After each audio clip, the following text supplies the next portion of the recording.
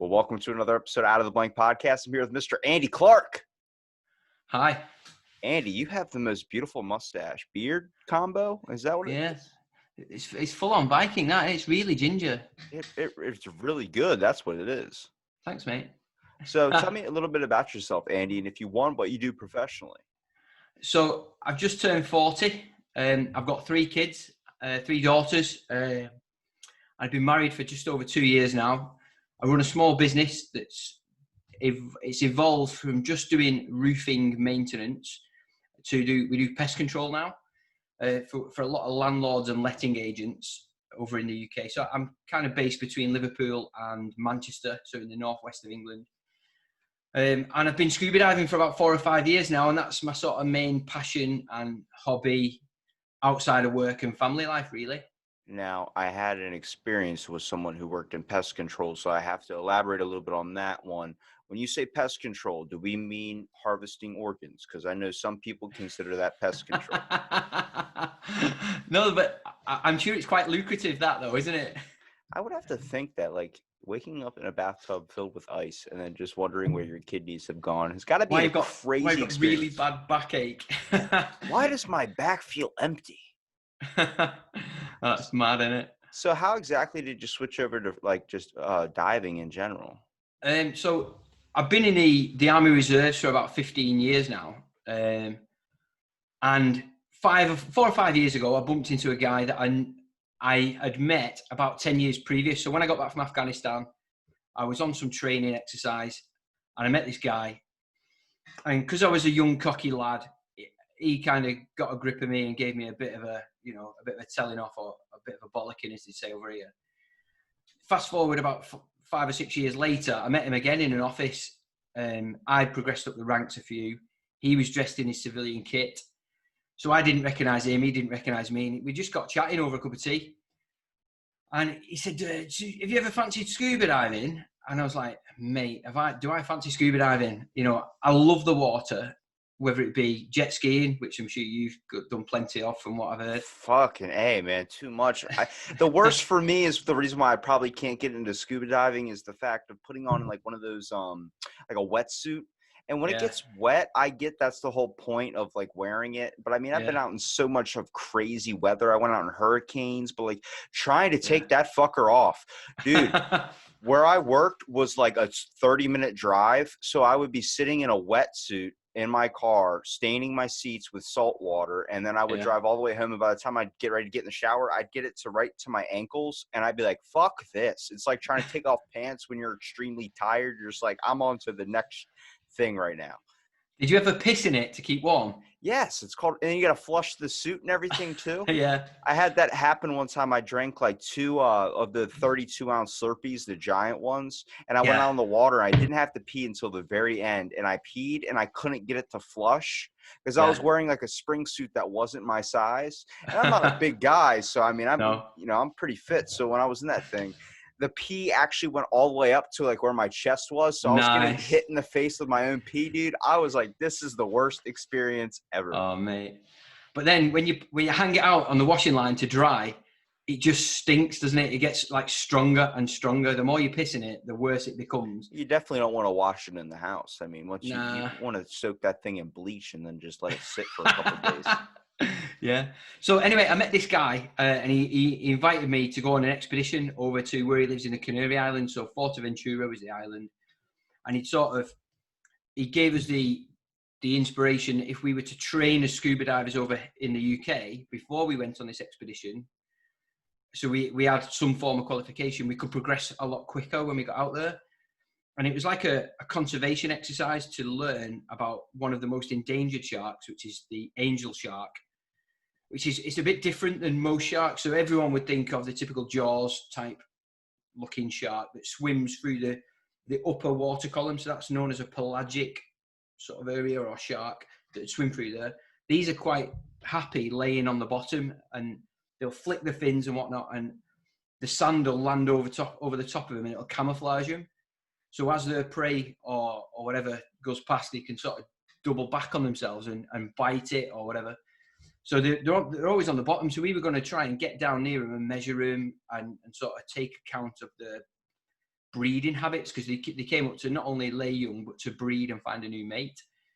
So we saw quite a bit of that going on, which was quite interesting, to be fair. Certainly as new divers. So are you teaching people, or are you just trying to more of understand the water, but also show people the beauty in it? Or are you doing more of a conservation type act? So I'd only done probably about 10 dives at this point. So when we'd gone out, we were still learning. So we were being taught, but as well as being taught further along the scuba diving syllabus, if you will, we also had a conservation team come in that then taught us what we needed to know about the angel shark. So the habitat, how it was safe to approach them, where you needed to be in the water so they didn't attack you and didn't feel threatened. Because most sharks will let you quite near them. You know, they're just quite shy. It's Yeah, only when you invade them and upset them that they yeah, kick off. I think Jaws and all that, even though they're amazing movies, I think they do kind of play sharks in a bad light. I mean, I Yeah. went to Florida when I was very little with my dad, and it's the reason why he hadn't stepped into the water for 20 something years was we ignored all these little signs. It was just me and him going for a beach day. We're from Yeah. Maryland, so we're about a good 12-hour drive from Florida. So we're going to this beach where we don't know anybody. We don't know anything about the area. We don't know anything about the animals. And as we're approaching into the beach, he's got this distinctive memory of me tossing rocks to him while he's in the water. And what he thinks is waves behind him are actually giant sand sharks that are trying to mate on top of each other. So he's No way. so close to their breeding ground. And a lifeguard came up and saw me like yelling and pointing. He said, I think I figured it out. Like, because I mean, I was only 3 or something. So he said I Yeah. was just laughing and pointing at him. The lifeguard called my dad in and then told him, he's like, sir, did you read any of these signs? And my dad's like, no, I was just coming to the beach with my son. You know, we barely ever get out of the house. So I want to get here as fast as possible. And it's hard to get him situated. The lifeguard's like, if you come over here and look at this sign real quick, and it says sand shark mating season, do not go into these waters and it has the date. Okay. And my dad's like, what are you talking about? He goes, look back at those waves you were out there with. And he looks Yeah. back and they're just sand sharks flipping on top of each other. So No way. we moved to a beach town where there's water on one side and the bay on the other. So Yeah. in those 20 something years, he has never stepped foot in the water because of that experience. Really? Oh, what a shame. I flipping love the water. I'm probably 2 hours from a good, a worthwhile coast to go to. We could probably get to the coast in about 20, 25 minutes, but there's nothing there to see. The sea is more of like the entrance to an estuary, so it's quite murky. It's just sandy and quite dirty of a beach, so it's not really worth going to. That's basically where I jet skied for a couple of years. I was doing it in Yeah. the bay, and the bay is not the cleanest. It used to be our town the bay used to be a marshland, but then we had a flood happen, and it actually separated it into an island. So what Right. happened was all this thing we call the bay, it's like waist steep. Sometimes when it's high tide, it goes up to your head or something, but it's all Right. mud. Like if you take a footstep, like I've lost shoes in there, man. I've found Oakley sunglasses. I found Really? watches, Rolodexes, iPhones, everything. My boss, he used to just throw a boat or a rope behind the boat, and he used to like, hang on to it, and he would drive super fast, so it would just be tugging me all the way through the bay. No wakeboard Nice or one. anything, just my face and drowning slowly. Well, that's what this is like here, and that's very much the same. It's quite a sandy, sort of soily bed, but there's a lot of like shellfish in there called cockles, and they had a load of Chinese people over a few years ago, and they called them cockle pickers because they'd wade out with like rubber boots on when it was low tide, and they'd be picking them, and they all got trapped in the sand, like they couldn't get their feet out because it was kind of like sinking sand, and the tide came in, and they all drowned. There was like hundreds of them. Holy It's shit. pretty bad. I thought you were going to do like we had to go save them, but you're like, no, they all drowned. They literally all drowned. I think it's when it comes to the water, there's just a beauty aspect of it that a lot of people love, but there's also a part you really got to respect about it. I mean, you've probably had many occasions. I've had an occasion when I was a kid of just letting the waves take you down, but when you feel that it feels like you're in a washing machine when the wave hits you and it crashes in. There's a point where it's impossible to get up. Like it's impossible to come back up out of the water for a second. And there's that fear aspect. And I always tell people, like, you have to learn to respect what you're in. Like you're basically a guest in the home right now. At any time, this thing can eject you at any moment. I've said that a few times. Like you wouldn't go out into the middle of Africa and expect to walk out where there's a pride of lions hanging out under a tree and expect to just be left alone, would you? But if you go in the sea, a lot of people are quite ignorant to the fact that you're in somebody else's habitat, which would be the shark, for instance. And, you know, they just start kicking around as though it's absolutely fine. And then they wonder why they, like your dad, you know, he's in the sand shark's habitat and gets almost attacked by them.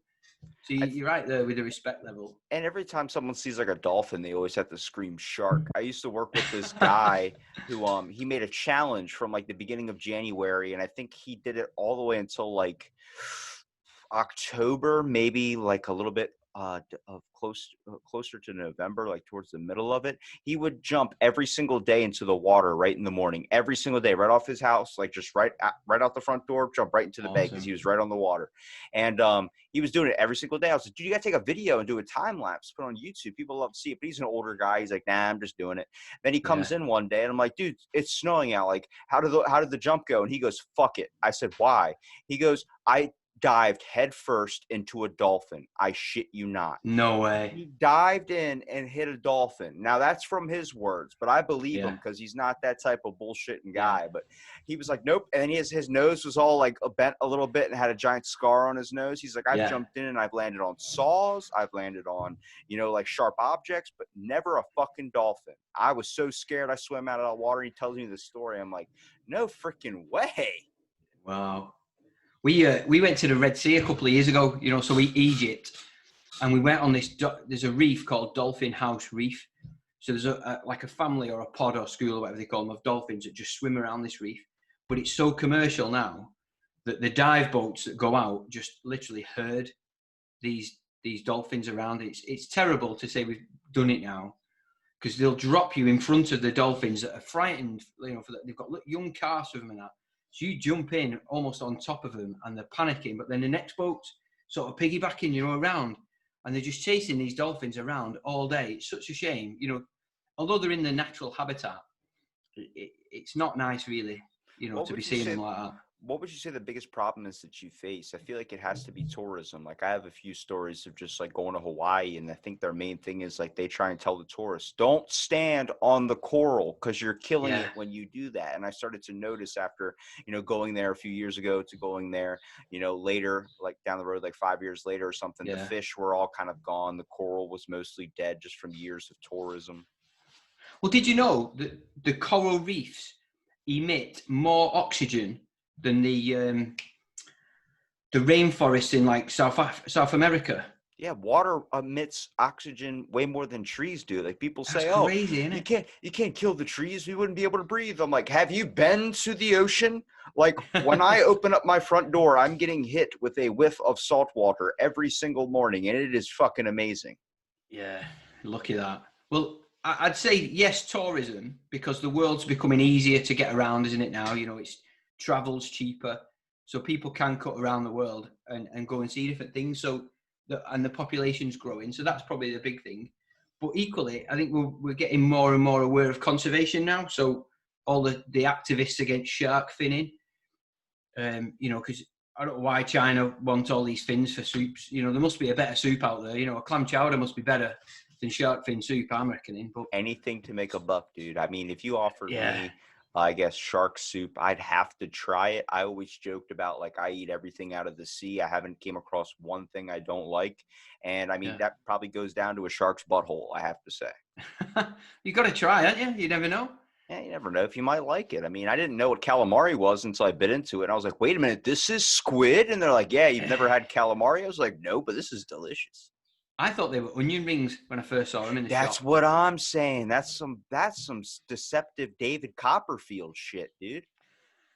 I mean, I was in my 20s when I figured out that Michael Jordan and Magic Johnson weren't the same person. I always just insinuated MJ. So I was like, oh, wait a minute.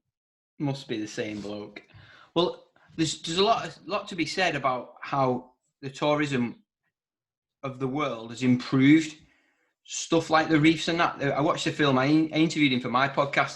His name's David Diley, and he's from Manchester. He lives near me, but he's a director of shark films. And he'd been out to Fiji to dive with bull sharks, which are known to be the most aggressive shark. Most people will think it's the great white shark because of, you know, the film Jaws, but it's actually the bull shark.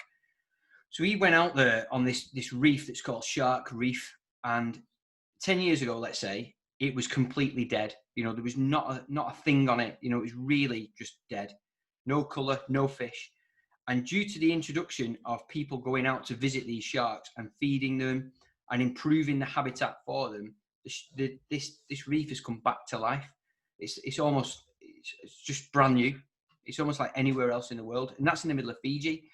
So in turn, because more people are going out to dive those reefs in Fiji, and there's bigger and more sharks there, the Fijians that would normally come and perhaps join the British Army or whatever, which a lot of them do, or they come over to play rugby, they've got a new income stream. So they're now, you know, the youngest, or one of the sons will go out and work on the shark reef or whatever on the dive boats, and he can now supplement the income of the household. So all the rest of the kids are going to school. The mums and dads can retire earlier and have a better life. You know, so there's a lot to be said about tourism, whether it's good or bad. I mean, obviously, the carbon footprint we leave through using all the different planes and modes of transport have a negative impact, but then the money we bring into these smaller little islands has a positive one, doesn't it? So there's a lot to be said, really. I understand the tourism aspect mostly because I'm in a beach town, so we get everybody coming here to party. Like right now, we're having insane riots going on just because we're having people from other cities, like main giant cities, coming to our small town, doing what they would do where they live over here, and our cops just aren't ready for it. Nobody's ready for it, and everybody's picking up trash. We have signs, please leave only your footprints. I've never really thought of it in a good way of maybe like at least when it comes to reef sustainability, when it comes to tourism actually helping that. I mean, that's a good point that you brought up, just because I think we're really, really focused on trying to save the earth. But the weird thing is we don't really want to know too much about it. When it comes down to, we're exploring space and trying to find another home or another source of our whatever for our misfits, I would say, actions when it comes to surviving. But I'm like, we still have 70-something% of the ocean we haven't even discovered. Like there's parts of it, like there's a documentary that came out on Netflix, I don't know if you've seen it, called Dino Fish. No, not seen that. Okay, well, it's a fish called the relicanth or relink. I forgot. It starts with an R. You have to Google that one. I don't even think I could pronounce it if I didn't just wake up. But when it comes to like this fish, they thought it had been extinct for like 600 million years, and the only reason that they found out that it exists was some guy was at a fish market near, I think, the Somalian Islands, and one of what they have down there is called the Somalian Pirates, which are known as the volunteer firefighters of Somalia because they used to be firefighters. But what happened was the government started coming in and taking all their fishing jobs. So they actually turned into this renegade force that would actually destroy ships. And it brings out that movie with Tom Hanks where he goes, "I am the captain now." Those were normal people that had to force to live that way because they couldn't survive off of doing their basic things because another country came over and took it over. So when they're throwing dynamite into this water, they actually blew up where this fish that everyone thought was extinct lived, and one of them floated to the surface and started selling it on the market, and a scientist walked by and was like, "Holy shit, that thing's supposed to be extinct." So they brought it back to lab and found out there's this whole thing that was just under in the deep part of the ocean because time moves slower down there. So how crazy is fate? Because if he hadn't have been there at that time, or they hadn't have thrown that dynamite in at that particular second, that might never have come out, come to birth. You would never know. I mean, you got to think how many times had they thrown dynamite and that second been missed, and finally they get it that one time. Like there's these mysteries and things of the ocean that we don't understand yet. That's why I'm so like, just take your beer cans, take anything. When I worked in the water, I came across so much trash, so many bags of chips. I would just pick it up, put it right into my hatch on my jet ski. When I got back to the dock, I'd throw it away. And I think it's because we only know, we always think in the mindset of if we throw a can, if we throw this, it's just one, it's not going to affect anything. And it's like, yeah, but that one and everybody else thinking like that, that's a million something cans. Yeah. Do you guys over there have a problem with those little cylinders full of nitrous oxide and kids breathing them through balloons? We used to do that a long time ago. You sound like you're a couple of years behind us there on that one. I think they are. It was probably, let's say, 2 summers ago was the first time I come across them. But now they just seem to be littered everywhere. It could be on the street, could be at the petrol station, certainly on beaches and sort of like beauty, known beauty spots where people are going hang out. And it's See, flipping dangerous, isn't it? I gotta fight this from two sides, because I was a kid once, and then what I did was I would take whipped cream, the can of it, shake it, Yeah. and then hold it like this, and then do it like that. So I would get Yeah. that, and then people are like, "Why can't I use the whipped cream? Because it's no fucking Because there's no nitrous gas in it." left. But I mean, I think it's a point, like, I guess you're just shooting and cutting off circulation to the brain to get high. So I understand why people are doing it, because I mean, you're basically almost dying. So if that's what you want to do, go for it. But I'm like, I look at it like, when it comes to having fun, obviously you're going to have the kids. They're going to want to do as much as they possibly can, as fast as Yeah. they possibly can. It's not good that they're doing drugs like that. But I'm like, there's a better way to have fun, a more sustainable fun, and also learning a little bit more, which is why I'm so into just conservation. First of all, taking walks down into museums in general, or Yeah. going somewhere I've never gone before and learning as much as I possibly can about the area. I mean, my cousins live in Hawaii. I am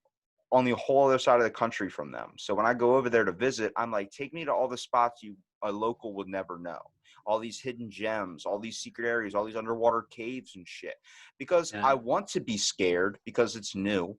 I want to see an eel almost bite my dick off, but at the same time, I don't want it to happen, but I want to have that experience. I want to have these memories that I have imprinted into my head, much like your own. You probably have so many countless ocean stories in general, or dive stories in general, that every day you wake up, you probably think of them. I think I look at my kids now, because my eldest is a year younger than you. Are you still 22 now? Yes. So she's a year younger than you. Then the next one's at 20. She's at you call it college, we call it university. And then the other one's just finished high school. And I think, although they're all girls, so it's slightly different for most girls, I'd say. They don't have the same outlook on life as someone maybe 10 years older than them. And they do say that youth is wasted on the young, because sometimes you're missing that direction or that inspiration. Whereas they wouldn't think twice about going to a museum, or even if they went to Hawaii, they just want to sit on the beach and drink pina coladas or whatever it would be. They don't want to go and explore and go and learn. I find it such a strange thing to not have that inquisitive nature to go and find out more about what's going on. Depending on, I guess, the person. For me, for instance, I live in a beach town. So when someone's like, "Oh, we're going to the beach," I'm like, I have done that every fucking day. Like, it's not new to me. I want to do change of scenery. I honestly want to move into the mountains somewhere. But same thing with your kids, probably diving and all that's not so hip to them, only because they're so used to you doing it, or they're so already around it. But for someone else, it's different. But how do you try and make it different? How do you try and get people interested in doing something, at least diving with you, rather than diving with a random person? Me, how would I? Well, my youngest, so she's 16 now. So let's say 3 or 4 years ago when I first started, as with whatever diving agency you learn with, they do it like a try dive, so they take you to a swimming pool, throw all the gear on your back, and just let you just potter around for half an hour. So as like a bit of a birthday present, she was quite interested then. So we took her down, and she was, and then she got out of the pool and just remembered she's a 13-year-old girl, and then wanted to go back to putting her makeup on and sitting in front of the camera, pouting like that for Instagram. So unless I had a son, I'd probably struggle to inspire young girls unless they showed it. You just got to give that little chink of interest, and then you can inspire someone, I think, or just inspire them by being happy in what you do, and then maybe that's infectious to other people. I don't know. I feel like you would probably lose a lot of customers doing this, but also you would find the people that are truly interested in it if you told them no phones on the boat.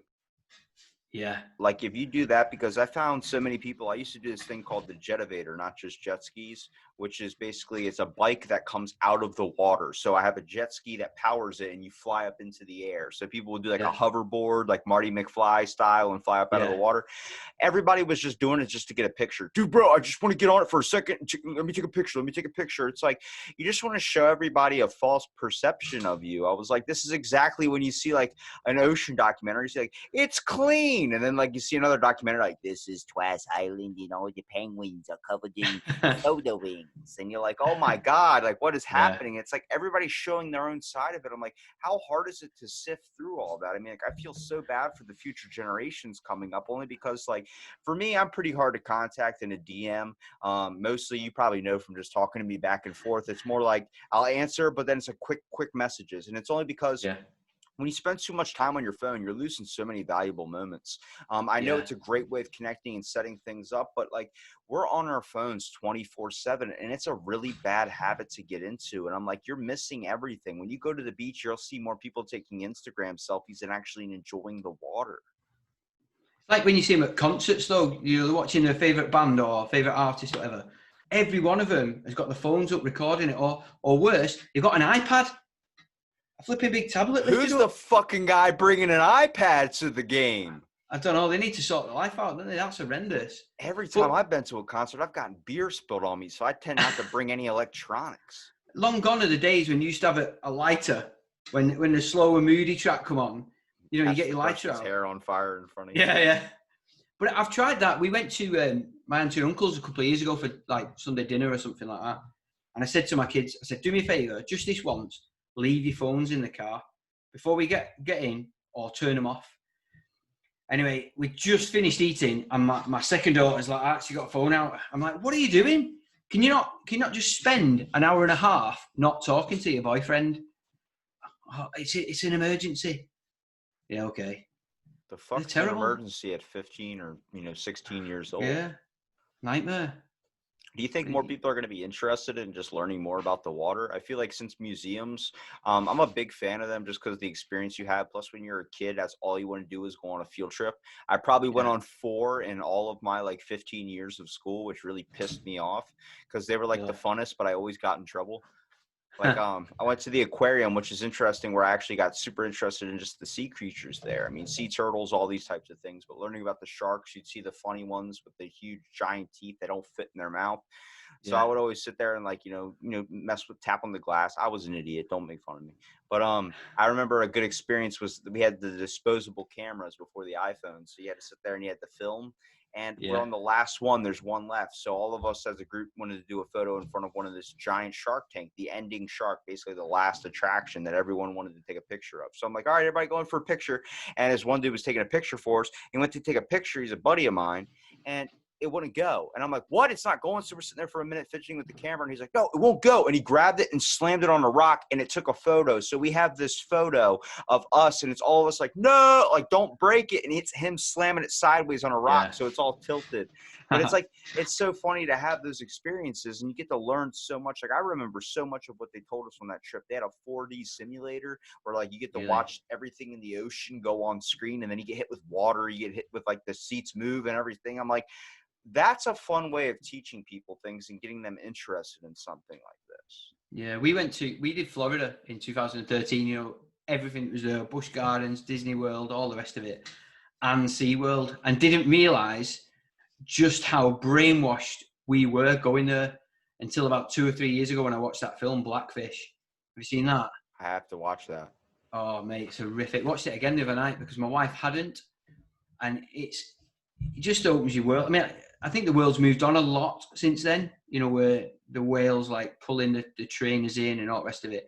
I don't blame it though. It must be so pissed off because it wasn't even a couple of months old. Tillicum, when it was up, I think it was up near Iceland. They snatched it away from its mum, which they live all their life with the parents. You know, in these close knit family groups, and then it put it in like the smallest enclosure at night with these two other females, and it was battered. It was getting battered by them. Then it moved to SeaWorld, and it went nuts. You know, so it was just eating anything it could and kicking off all the time.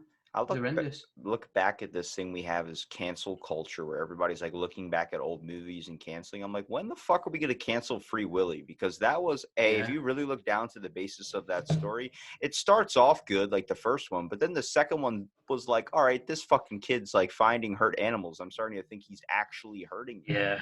And it's like, it's the same thing. I don't really like SeaWorld. I don't like any of those places that put animals in that. I mean, I get why they're needed or why enjoyment and education of it too, but it's like, it really sucks because anything that's getting trapped inside of a tank and not really being able to move around, and then you expect it not to bite your leg off, like what the fuck? Like, you think how many times you can stand on its face and get him to do the same trick over and over again until he's like, all right, this is my leg now. Well, that's it. And they can't escape each other, can they? There's not enough room. Like normally they have thousands and thousands, millions or whatever of square miles to just go, we don't get on, let's move away. It's and now they can't. Like if I shoved you in a room with Mike Tyson that was like the size of a closet and then just let you guys live in there for a week. Somebody's punching somebody. Like, it's just going to happen. Nobody's able to leave. It's just locked in. Somebody's kidneys are getting taken out, Andy. That's what's happening. Pest control, come on. So if I had to ask you, what is probably your most memorable experience diving? What would it be? Should be one of two shark encounters. So last summer we were in the Red Sea again. There's an island or two islands called the Brothers, and the year before there'd been a shark attack. Now it's well documented that it was more likely to be the fault of the diver because he hadn't paid attention to the briefing before you get in. Now the white tip oceanic white tip sharks, they'll cut around in the sort of top 5-6 meters of water. So we're instructed to stay below that. So they just move along really slow, looking for prey. And then they may circle around a while before they go in for the kill, if you know what I mean. But if we stay below that and stay really methodical and slow, so not kicking around with your fins, and a lot of people wear brightly coloured fins, so they stand out quite well, then you're reasonably safe. But the video of footage where this guy gets his leg bitten shows that he's up right next to the shark trying to get a video with his GoPro or whatever. And as the shark comes near, he starts kicking his fins and getting quite nervous and anxious, as you would. And the shark goes for him. So they closed down diving around that area. Now, I think there's talk of they've been throwing chum in, to try and bring in the sharks, which isn't needed. So they changed the rules. They closed the islands for a couple of months so people couldn't dive them. I think it was almost about 8 months. And they stopped this throwing chum in. So we dived it last September, and we encountered quite a few, and a great big manta ray, which are as big as this room, they're massive. So just to watch them, they're like a torpedo, and you know that they could kill you like that if they wanted. And it was just really slowly just cruising past us. And you could see it kind of just didn't care. It was really just minding its own business. So that was probably number one. But then number two would be in January this year, we dived off the Canary Islands on an island called Lanzarote, again with the angel sharks that I talked about earlier. And I got as close as my laptop screen is to me, nose to nose with this other shark. So it's laid on the bottom, waiting for a male to come and sort of breed with it. And I got my camera and housing right up, within about a foot of it, and just laid there for about 10 minutes, just taking pictures, and it didn't mind. But it's the closest I've ever seen inside a shark's mouth. It opened up its mouth a little bit, and it was just amazing to be near such a big animal in the water. Did a male shark come by at one point? No, but my mate did. He got over the back of it, and he started tickling. You made shark porn, Andy. You made shark porn. That's fucking awesome. So it lifts its tail up, and sharks have these things called what are they called now? Come on, think of the word. It begins with CL. Well, whatever they are, they're almost like two penises, one on either side. So the shark could lift its tail up, and it could. Not far off, but they're collarbones, aren't they? What are they called now? Clingers or something like that. It'll piss me off because I'll remember in 10 minutes. When we get off this, I'll walk downstairs and I'll go, that's what it was called. I'm gonna. Shall I Google it now? What is a shark penis called? Yes, I'll Google it right now. I can't wait for your browsing history to start showing things that are related to shark penises. Sharks' penises, and then when this goes out, we're talking about shark porn. Shark porn. I wonder who watches shark porn. You film it. That's different. It's called a clasper. A clasper. That sounds right. Sounds like coat hanger. So So yeah, he came up behind it and started sort of faffing around its tail, and its tail lifted up. So we got a great shot of its tail sort of up, ready to be breeded with. Is that the right term? Breeded with? Bread. Arthur. Like Soda white, bread. like Let's get on to the subject of soda bread. I think the most memorable thing for me when it comes to not only, I guess, a shark experience, I did encounter a hammerhead, which was, it was pretty eye opening to show you just like, holy shit, this creature is Is this when you're on the insane. jet ski? Yeah, that's good. You Mega. listen. I like that. I like it when I'm listened to. Thank you so much for validating me. But I went to Baltimore and there's this aquarium and it was a shark museum. So when I went there, I think what really opened up my eyes was the fact when they showed you what a shark sees a surfer. And it was them looking up at a surfboard and a person on it with your arms and legs out. And what their Yeah. perception of it was, it looked a lot like a seal.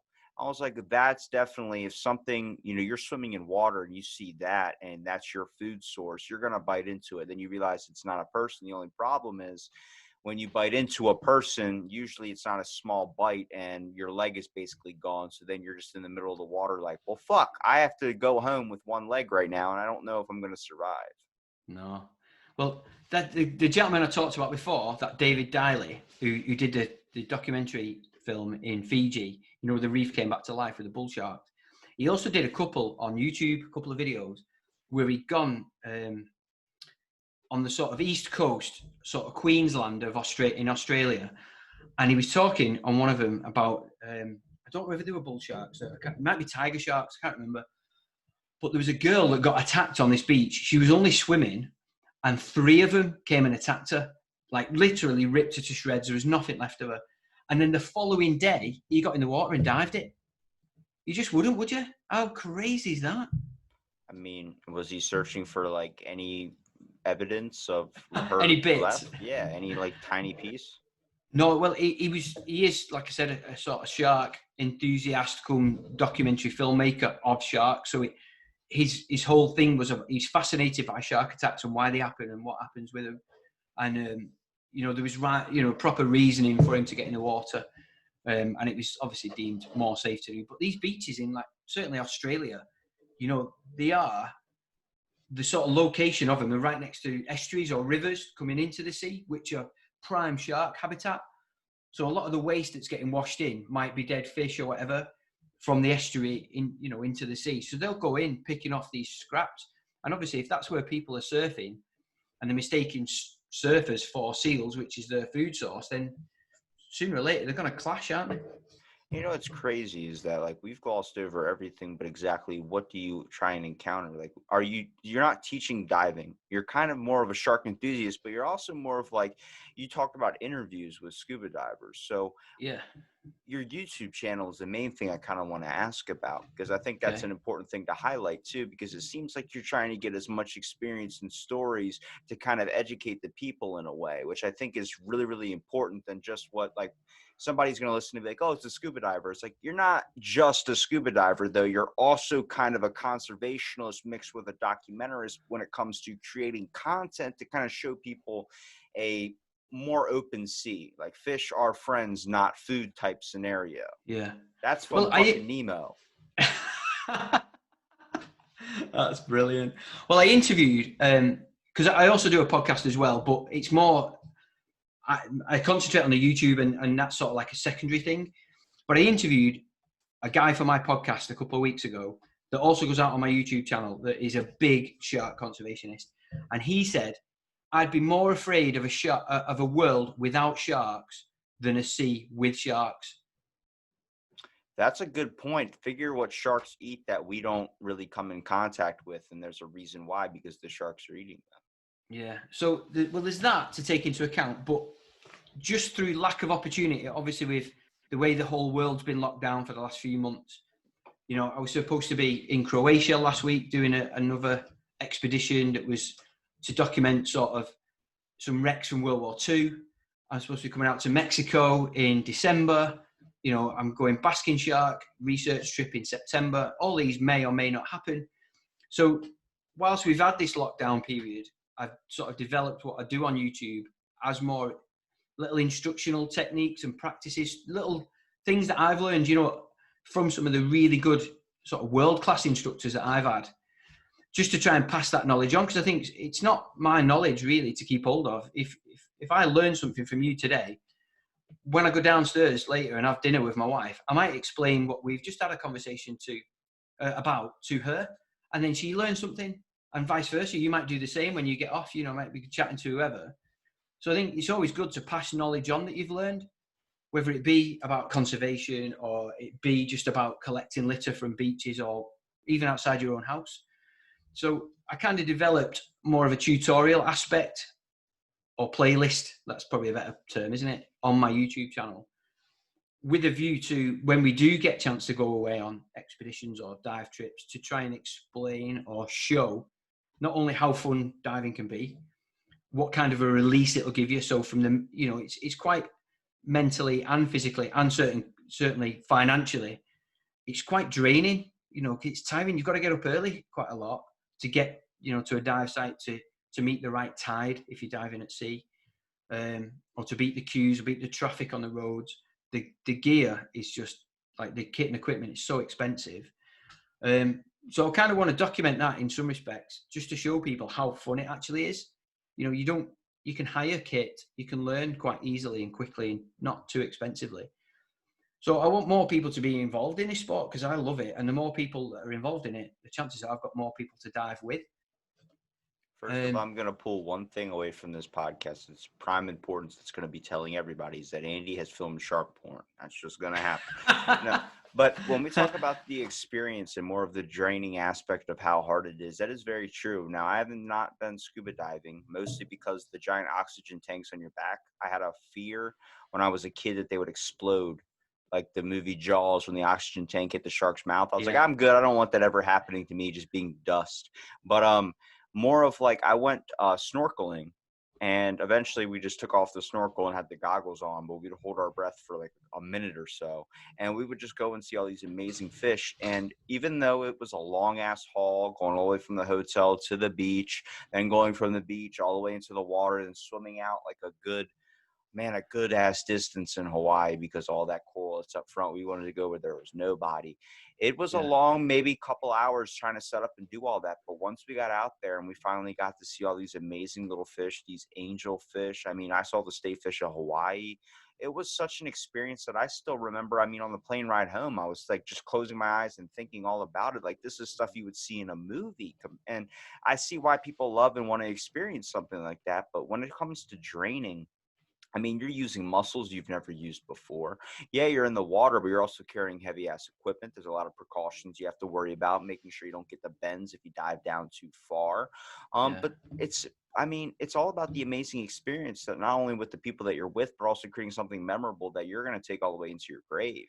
I mean, you're looking down there at World War II ships you're talking about, like, that you're missing out on. But at the same time, it's the fact of imagine coming across a fucking piece of history underwater that nobody's ever found before. I mean, there was, I think a few years ago, there was a ship that they found that was carrying a bunch of Spanish gold on it.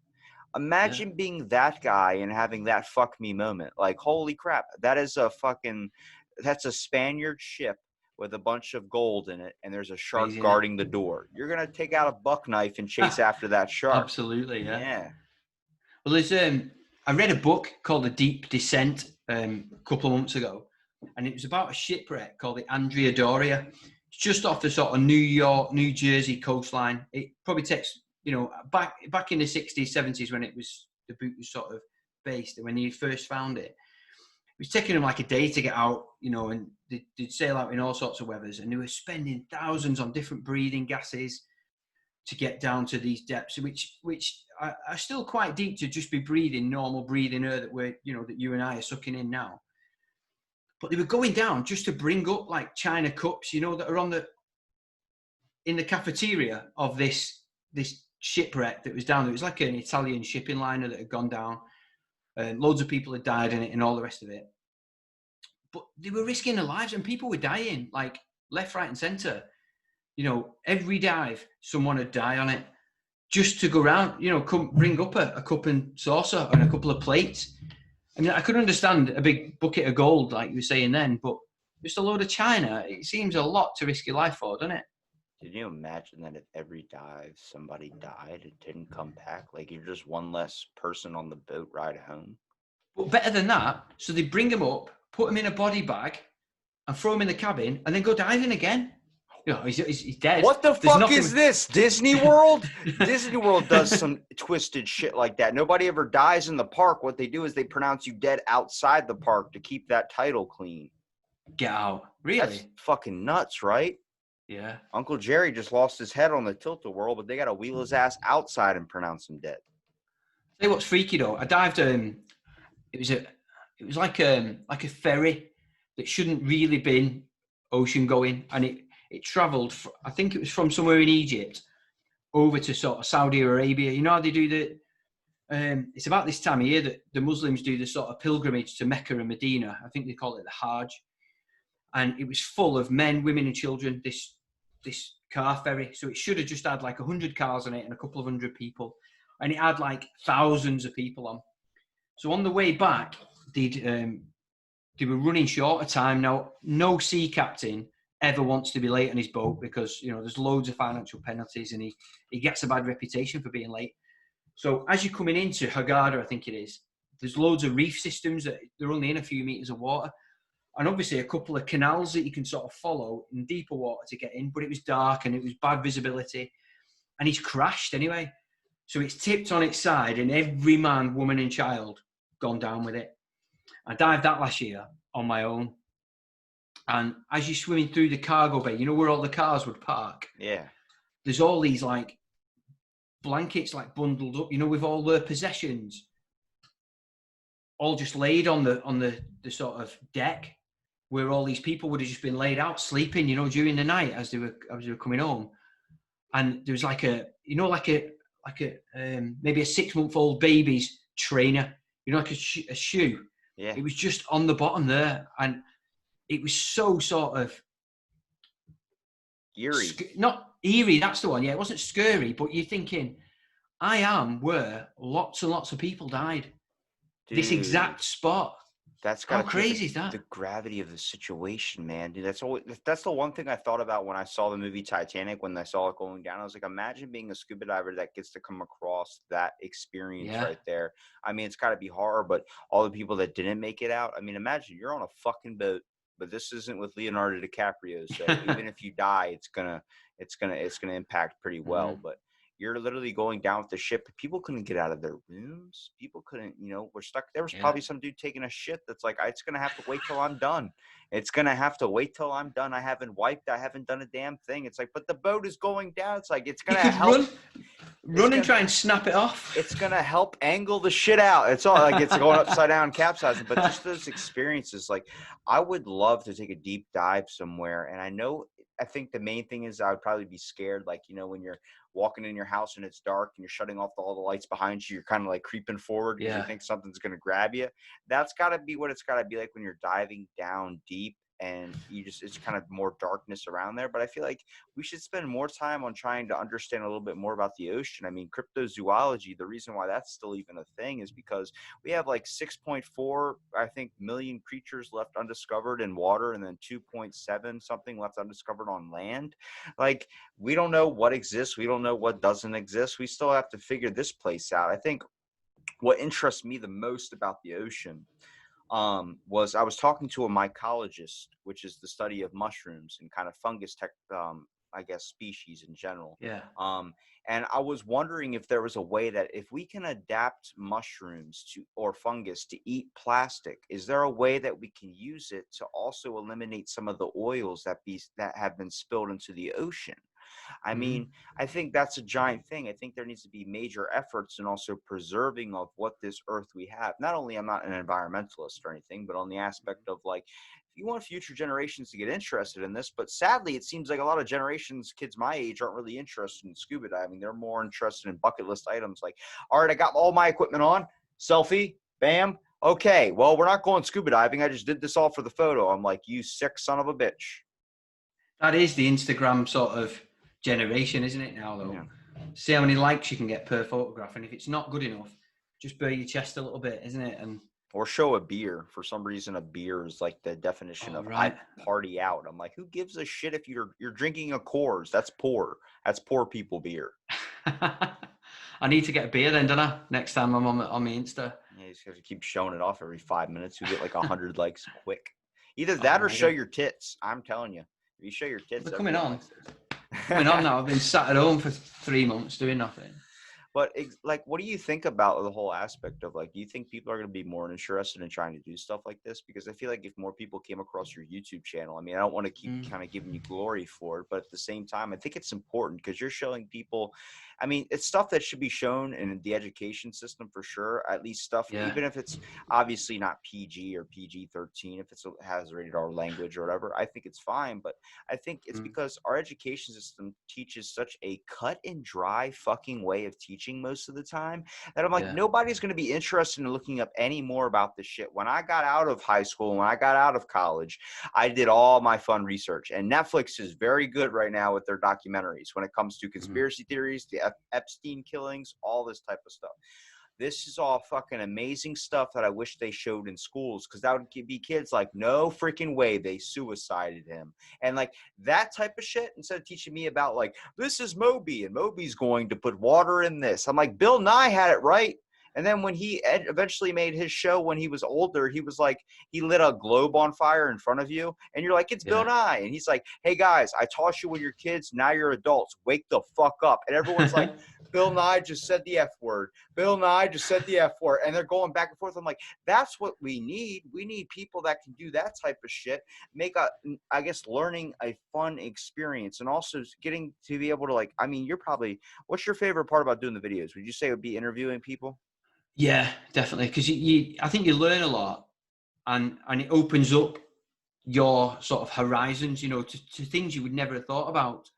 Now firstly, I didn't know bull sharks were the most aggressive, but secondly, I didn't realize that just because they're aggressive, they're only aggressive if you're in the wrong place at the wrong time. So if you learn about their behavior and how you need to behave near them, you can get in the water with them. So we're now looking at the next trip that we can do, not necessarily with bull sharks, but some sharks. So, like I said, certainly the biggest one near the sort of UK is the basking sharks. It's the one with the mouth open all the time, Yeah. and it just takes in, the sort of crap that's floating in the water. But they are big, they're really, really big. So we're going doing like a little expedition, a week's long scientific research. I use that loosely termed because we're going doing some tagging, taking some Just water samples. just put a magnifying glass in your pocket. It counts as research. But I agree with you. Like I said before, I listened to a few of your podcasts, and you were talking to the Belgian, The sourdough guy. the sourdough guy, yeah. His And name's you were talking Carl. about Carl. So you were talking about how school, when you were doing like your food technology or whatever you want to call it now, classes. I remember my first one. We made a hot chocolate, and we learned to make a piece of toast. But then from then on, it was all about baking and making cakes, which is no practical skill for just normal person. I am 22 years old and I still don't know how to use my oven downstairs because when I Get was a little out. kid, my brother would fuck with me and I would open it up and you'd feel the heat hit you. And he'd be like, I'm going to Yeah. put you in there. But he would actually start getting physical with it. I'm like, oh my. And so I just stayed away from it. So, I mean, microwave Yeah. shit all my life. But I think the education system, even in marine biology, doesn't teach you jack shit. I'm like, No. I get to study fish, but what happens if I want to go experience one? If I want to go see one, let's go take a trip and travel. I Yeah. think I took one field trip besides the aquarium where we went to go to, I think it was Assateague or some other wildlife reservation center, which is like a couple hours away. But we got to walk the beach and look for shells. But the whole experience was recounting all the wildlife that we could encounter, from horses to horseshoe crabs. I mean, stuff where I've talked to people that go fossil hunting and take people on travel guides just hunting and finding fossils in stone. I'm like, show people, get them involved, but field trips should be taken to these places. And Mm. people are talking about doing virtual reality. What happened at my school was they did a virtual reality trip of a field trip to Anne Frank's house. I'm like, but you're not going to feel the actual gravity in the fucking Yeah. place. That's what's missing about this stuff. And I'm like, we're turning into a desensitized civilization, I would say. And I was like, that's really gonna suck, because I think a lot of it happens to do with the experience. I can show you a film or put you in a simulator of you fighting a shark. That is not going to do exactly what actually fighting a shark would do to you. I mean, No. if I put you in the water and you come across a shark, you're going to remember this forever. You're also going to have to figure out how to flush your wetsuit because you just definitely pissed in it. And I'm just saying, you're going to have an experience that you're going to tell everybody. And I think that's what's important. Like when you're interviewing people, you get to talk to people that are having these amazing experiences you've never had before. So you're living through their eyes. I think that's why documentaries are pretty popular, is because people want to see through another person's perspective. And I'm like, let's highlight more of those things. I think that's important. I think that's awesome of what you're doing with that too. But I think one thing you should try and do is maybe you should go on a dive with somebody that you have as a guest and just Yeah. recount like the after, do like the before the dive and then after the dive where you're sitting having a beer and getting that whole like, this day was fucking like log it. Like our kids, like the only good part I see about technology besides connecting us is the fact that there's going to be a fucking log of everything we've really ever done.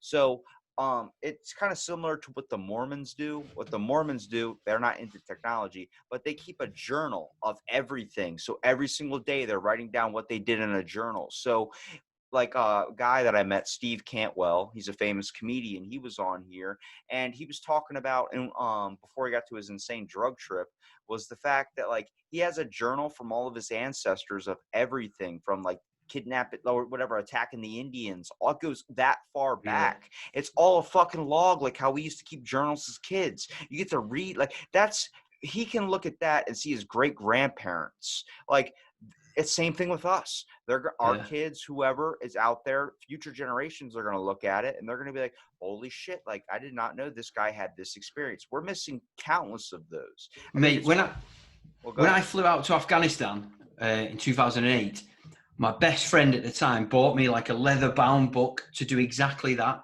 And I wrote like 10 pages a day of everything we did, whether it was just going to the cookhouse to eat or I met someone from a different country, or we've been in a fight, or we got blown up, whatever it was.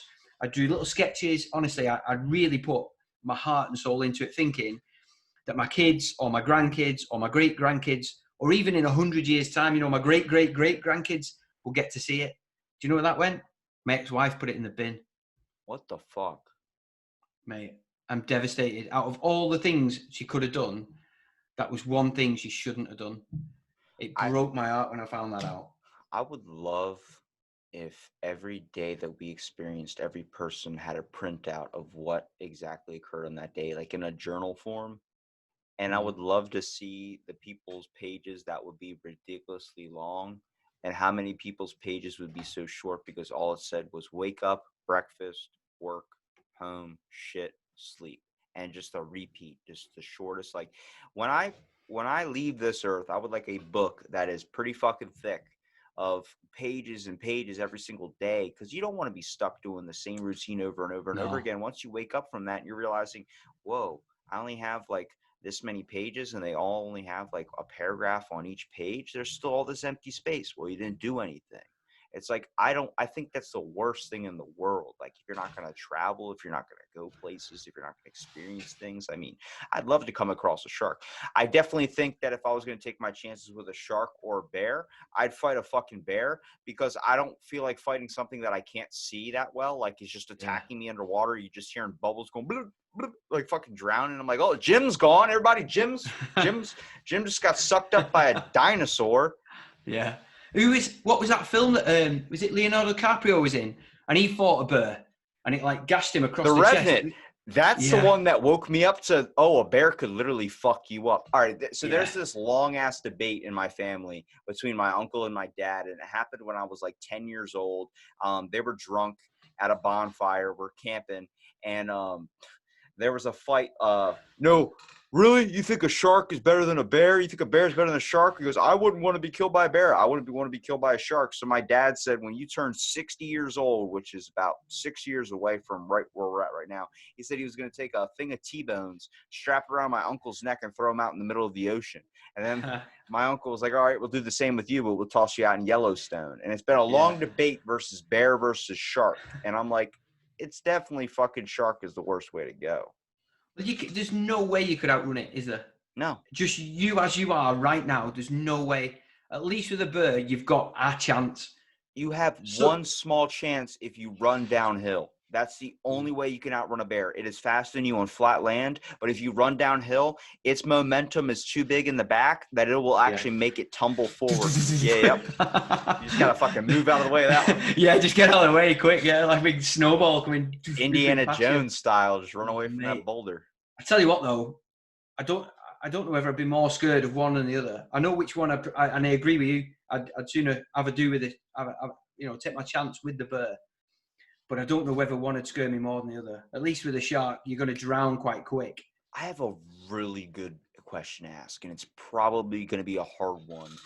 So if you end up stopping on it, I will be more than happy to fill it in while you think of something. But if you could go to any time period in the world and experience the ocean there, where would it be? Because for me, I would love, and every time I think of the sea, I think of this, is I would love to go back to the days when we had pirates and all those types of things, like the actual full-on Blackbeard pirates, all those types. Because I think the one thing that scares me the most, more than a shark, way more than a shark, is a fucking giant squid. And I think that's just because they can grab you and rip you in half like it's fucking nothing. Well, I'm just going to just not answer that for a second. The idea of an octopus and encountering one, there's that I'm aware of, there's no recorded damage that they've ever done to anybody other than the blue ringed one that's got like this really poisonous bite. But they're so inquisitive and so clever, the idea of encountering an octopus and not interacting with it. Not an octopus. Whereas a squid and one of them giant ones that are flipping massive and they've got that thing that spits out and you've got that beak. Nah, I'm good, thanks. But there's a purported race of species of squid out there that are known as giant squid that are fucking huge and used to take down boats. So haven't they got like a big paddle with like suckers and that with like teeth on the suckers and stuff? And they just crush you. An octopus can like grab onto you and like ink on you, but they're more of trying to get away. They're more of a passive version of it. But a squid just wants to fucking rip you open and then put you in its mouth. Beak you to death. Yeah, jeez. When you asked that, there's two answers to the question. So we've been watching, there's a series on, it's on Amazon now. We watched the sort of first one on Netflix, which is called The Last Kingdom. It was all about the Danes coming over to the UK and fighting back in. Oh, I thought you were talking about the movie with Jackie Chan, The Last Kingdom. Have you ever seen that one? No, I haven't, no. That might be The Forbidden Kingdom. Right. But then there's another one that's on Amazon now called Vikings. So they're all from Norway and they're coming over to like Britain, medieval Britain, kicking off. So maybe then, because there's a lot of exploring being done, but it's well before like Christopher Columbus came over and found different parts of the Americas, and everyone went and then found like Australia and all that. So it was quite early on.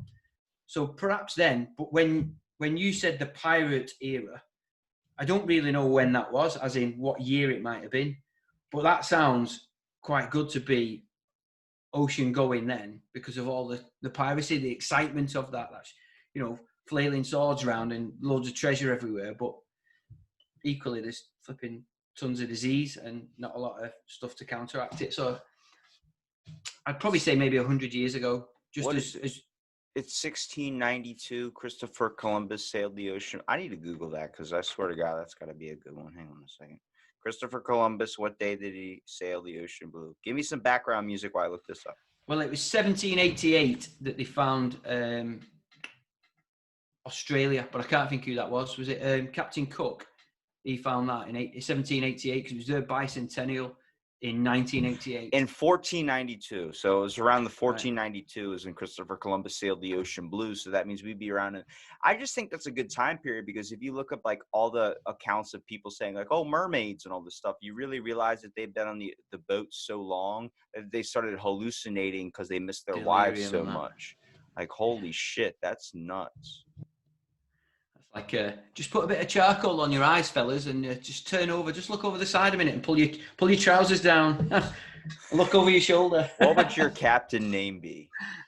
My captain name? It's got to be Redbeard, hasn't it? That's a good one, but you got to have a longer beard if you're going to be Redbeard. Well, it gets it. There's two problems with having a longer beard. So whenever you eat anything, it gets caught in your mustache, and then your mustache gets so long that you can chew on it. And then because of the job that I do, I get like wasps and bees and fleas and stuff caught in my beard. And then my wife doesn't really like it when we're kissing. That's what Captain Blackbeard did back in the day. What he would do is he would take the bomb fuses with gunpowder and tie them into his beard, and he'd light them. No way. That's fucking if you pick a captain name, it has to be either so badass that it's not too scary to where you go into town and someone hears your name and everybody runs because you still want to buy shit. But you also don't want it too sissy to the point where it's like, you're not a fucking captain. And people are like picking on you and putting beer on your head. I'm like, I want to be Captain Shark Porn. That's quite a good one, but I'd probably go with Ginger Bollocks then. Ginger Bollocks? Yeah, because that's what lads with ginger hair are quite well known for having ginger bollocks. Ginger Bollocks, I like it. Well, I think I've wasted enough of your time, Andy. I want you to promote your YouTube channel. I want you to promote your podcast. I want you to promote everything where people can find your links and find your awesome content. Nice one. Yeah, so I started a YouTube channel last year, and it's under my sort of brand name, if you will. It's Andy the Northern Diver, and so is my sort of Instagram and my podcast. But my podcast is called "Are You a Scuba Diver? Do You Fancy a Brew?" Because largely, when me and my friends get together after a dive, we'll go and get a cup of tea or a cup of coffee, and locally it's known as a brew. So, are you a scuba diver? Fancy a brew? ? So that's the name of them. So you can find us on YouTube or Instagram or on all good podcast apps. And I will make sure I link that in the description. And thank you so much for listening to this episode Out of the Blank. And what would you say to the audience before we sign off? Thanks for coming. That's a good one. I'd say stay away from fucking sharks. Don't watch shark porn. Without a friend.